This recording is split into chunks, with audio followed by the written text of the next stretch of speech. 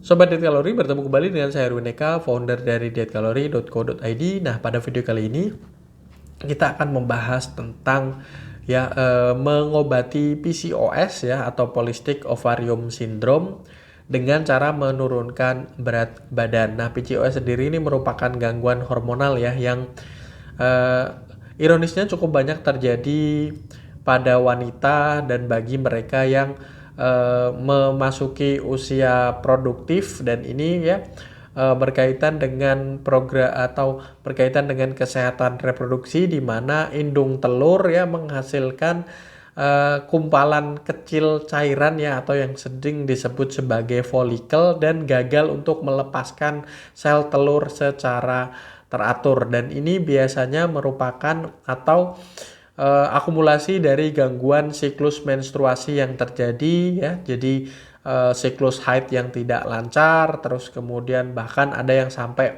tidak mengalami haid sama sekali. Nah, biasanya ini merupakan akumulasi dari PCOS tersebut, dan ini bisa, kalau memang terjadi semacam seperti itu, Anda konsultasikan ke dokter spesialis kandungan untuk dilakukan USG, untuk dilakukan pemeriksaan lebih lanjut. Nah, biasanya memang ya bagi mereka yang mengalami kondisi PCOS dan di mana mereka mengalami obesitas atau kelebihan berat badan, memang akan disarankan untuk penurunan atau untuk melakukan program penurunan berat badan.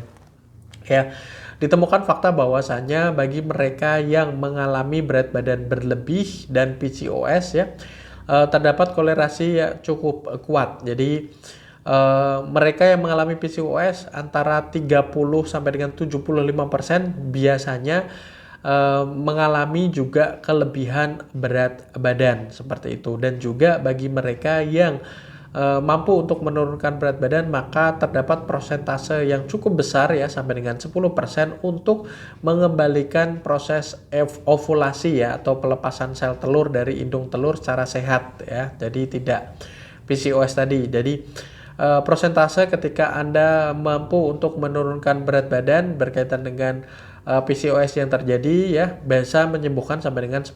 Namun ya perlu diperhatikan bahwasannya diet yang akan Anda lakukan harus diet yang sehat ya, yang benar-benar memperhatikan faktor kesehatan. Jangan sampai terus kemudian melakukan diet yang cenderung cukup ekstrim. Selain itu ya, Anda memang harus rutin untuk memeriksakan diri Anda ke spesialis kandungan ya untuk dilakukan pemeriksaan lebih lanjut supaya Anda tahu ya progres yang terjadi. Jadi tidak bisa hanya bergantung terhadap penurunan berat badan, sekalipun penurunan berat badan ini juga sangat-sangat dianjurkan seperti itu. Nah, bagi Anda yang saat ini misalnya mengalami PCOS dan Anda mengalami kondisi yang dimana berat badan Anda berlebih ya, maka memang disarankan untuk menurunkan berat badan. Selain itu juga Anda secara rutin untuk memeriksakan diri Anda ke dokter seperti itu. Oke ya, saya rasa itu semoga bermanfaat. Jangan lupa like, komen, dan share, serta subscribe dan follow sosial media kami yang ada di bawah ini. Dan sampai bertemu kembali dengan saya Erwin Eka dari dietkalori.co.id.